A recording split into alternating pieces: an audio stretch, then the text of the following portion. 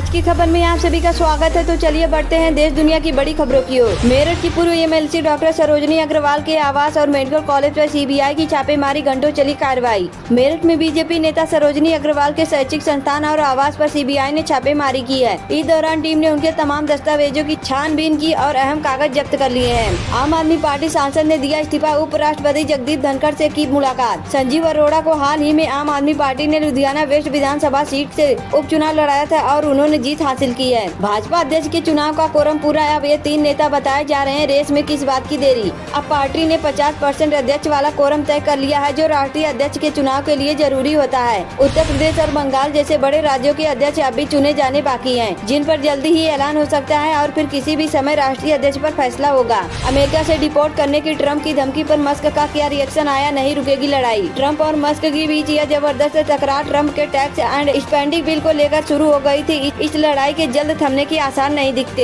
Elon Musk ने फिर दी Trump को धमकी। अमेरिका में मच गया हड़कंप। अमेरिकी राजनीति में भूचाल लाने वाले वन बिग ब्यूटीफुल बिल को लेकर पूर्व राष्ट्रपति डोनाल्ड ट्रंप और टेस्ला के सीईओ एलन मस्क के बीच जोरदार तनातनी देखने को मिल रही है। भारत की ताकत देख ले पाकिस्तान। क्वाड में जयशंकर ने कैसे मुनीर के हालात डिप्लोमेसी को किया ध्वस्त। क्वाड बैठक में एस जयशंकर ने पहलगाम अटैक पर पाकिस्तान को उसकी औकात दिखाई। क्वाड ने आतंकवाद के खिलाफ कड़ा रुख अपनाया। हिमाचल प्रदेश में एक ही रात 17 जगह बादल फटे, 18 लोगों की मौत, 34 लोग लापता, 332 किए गए रेस्क्यू। टूट गया पाकिस्तान का गुरूर। भारत से किया सिंधु जल समझौता बहाल करने का आग्रह। पाकिस्तान के उप प्रधानमंत्री एवं विदेश मंत्री इशार डार ने एक अलग बयान में कहा है कि मध्यस्थता अदालत के फैसले से यह पुष्टि हो गई है कि सिंधु जल संधि पूरी तरह वैध है। हाइपरसोनिक मिसाइलों की दुनिया में भारत के दोस्त की बड़ी छलांग। चीनी स्थिर लड़ाकू विमान और पाकिस्तान के अरमान स्वाहा। मिसाइल की सबसे बड़ी खासियत इसकी अत्यधिक स्पीड और बहुत लंबी दूर तक हमला करने की क्षमता है। यूएनएससी का अध्यक्ष बनते ही पाकिस्तान की कश्मीर पर नई चाल, पुराना प्रस्ताव लागू कराने की कोशिश। भारत को कर पाएगा परेशान। भारत का कश्मीर को लेकर सख्त रुख 1999 के लाहौर घोषणा पत्र और 1972 के शिमला समझौते पर आधारित है, जिनमें स्पष्ट रूप से कहा गया है कि भारत और पाकिस्तान अपने सभी विवादों को द्विपक्षीय बातचीत से सुलझाएंगे। भारत किसी भी हाल में तीसरे पक्ष को इसमें शामिल नहीं होने देगा। जनार्दन सिंह हत्याकांड में आया बड़ा फैसला। भाजपा नेता विजय विद्यार्थी समेत 2 को आजीवन कारावास। खून बहने लगा था। 40 मिनट तक किया शोषण। मनोजीत मिश्र की दरिंदगी की एक और कहानी। दोनों इंजन फेल होने से हुआ विमान हादसा। फ्लाइट सिम्युलेटर पर जान से तह तक पहुंचने की कवायद। ट्रंप ने कराया एक और सीज फायर। इजराइल हमास के बीच 60 दिन के युद्ध विराम का किया दावा। नेतन्याहू बोले, आ रहा हूं अमेरिका। डोनाल्ड ट्रंप ने हाल में ही अमेरिका द्वारा ईरान पर बम बरसाने के बाद इजराइल ईरान युद्ध में सीज फायर का ऐलान किया था। ब्रिस्टल में इंग्लैंड की बादशाहत खत्म। जेमिमा अमनजोत के दम पर भारत ने रचा इतिहास। डिफेंस सेक्टर में अडानी ग्रुप की एक और बड़ी छलांग। खरीद ली 75 साल पुरानी ये हवाई कंपनी, अब शेयर भरेंगे उड़ान। राजनाथ सिंह संग बीजेपी नेताओं का बिहार चुनाव पर मंथन। लालू के खिलाफ एक निंदा प्रस्ताव। बिहार बीजेपी अध्यक्ष डॉक्टर दिलीप जायसवाल ने बताया है कि बीजेपी कार्य समिति की बैठक में 1200 लोग भाग लेंगे। बिहार बीजेपी अध्यक्ष डॉक्टर दिलीप जायसवाल ने बताया है बीजेपी की कार्य समिति की बैठक में 1200 लोग भाग लेंगे। साथ ही राजनीतिक प्रस्ताव पारित होंगे। वहीं राजद प्रमुख लालू प्रसाद द्वारा डॉक्टर अम्बेडकर को अपमानित को लेकर निंदा प्रस्ताव पारित किए जाएंगे। संविधान की प्रस्तावना से सेकुलेटर सोशलिस्ट शब्द जोड़े जाने पर फिर खड़ा हुआ विवाद। संविधान की प्रस्तावना में धर्मनिरपेक्ष और समाजवादी शब्दों को लेकर बहस फिर से शुरू हो गई है। सीएम रेखा गुप्ता ने दिल्ली के लिए रखा बड़ा प्रस्ताव। लक्ष्य पूरा हुआ तो इस क्षेत्र में हब बन जाएगी राजधानी। अंबानी अडानी भी रह जाएंगे पीछे। बारूद और बम बनाकर इस अरबपति ने उद्योग जगत में मचाई हलचल।